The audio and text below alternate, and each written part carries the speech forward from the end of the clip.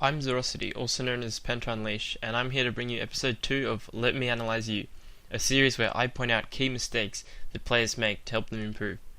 Recently, Blizzard released a patch that changed the way replays work, and I am now unable to view any of your replays.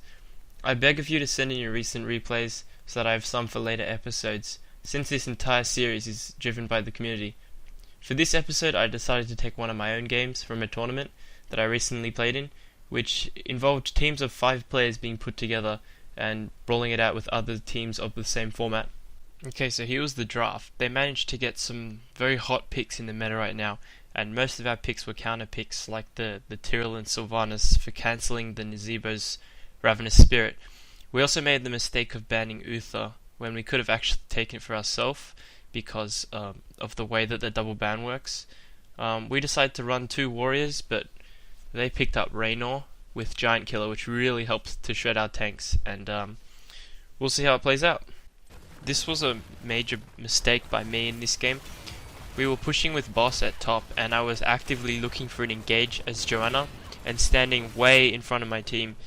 We were split by a great Void Prison, and I was almost dead before my team could re-engage. So you can see me pushing a long way ahead, and my team gets caught by a great Void Prison, and I'm way out here, taking too much damage, almost dead. And the fight just goes bad in our favor. So just remember how strong Void Prison can be in catching you out, and don't be out of position or clumped when versing a Zerodal, otherwise fights like these will happen and level advantage will go to the enemy.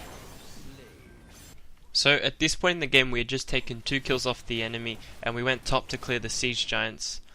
A tribute spawned down the bottom lane at this location, as you can see now, and we were in no position to contest it because we were all the way up top. So the call was to attack the keep and attempt to take that down for free.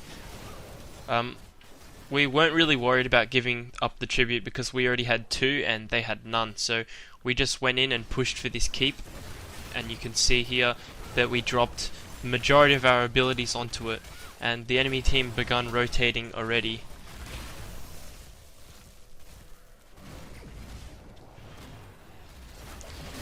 So we were in no condition to fight here, yet instead of disengaging and running back, we decided to fight, and that led to such a massacre.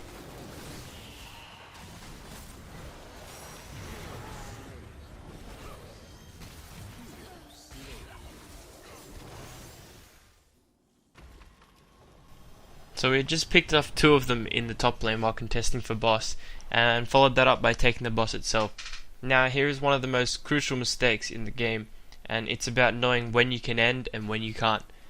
The enemy team is cursed here, their core's exposed, and a boss is pushing into top lane which contains no keep at all. The enemy is able to advance forward and get free damage onto the boss, and is able to take it down before the boss even reaches the core.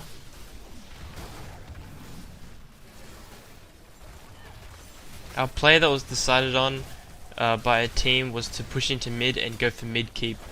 Once the enemy finished dealing with the boss, they came to engage with us.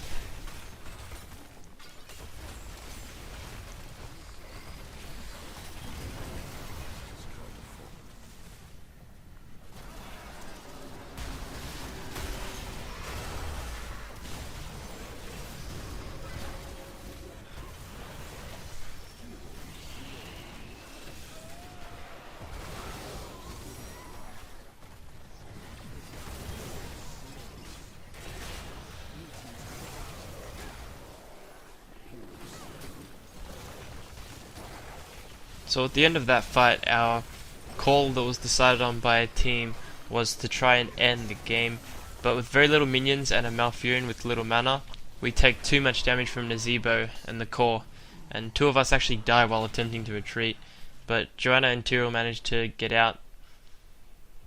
But Malfurion gets picked by Naz here. Not only could we have ended, but if we called to back and not try and end after getting those 3 kills, we wouldn't have lost 2 teammates for nothing and lost our advantage and momentum. So at this stage in the game, the enemy had just wiped all 5 members of our team with a team fight at mid, which we shouldn't have taken because their comp is much stronger than ours in terms of late game team fights. The enemy decides to take boss at bottom and is now presented with the exact same situation that we were in a few minutes ago. The enemy decides to make the correct call, and as a 5 they push into our core with this boss, and we'll see how that plays out.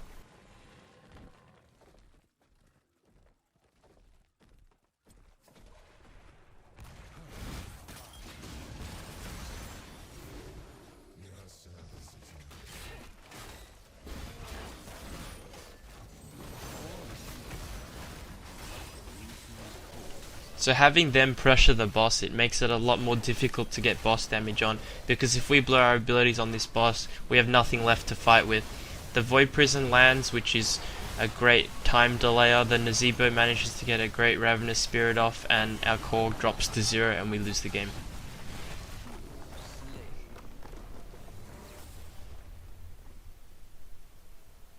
Thanks for watching episode 2 of Let Me Analyze You. Make sure you like, subscribe and share.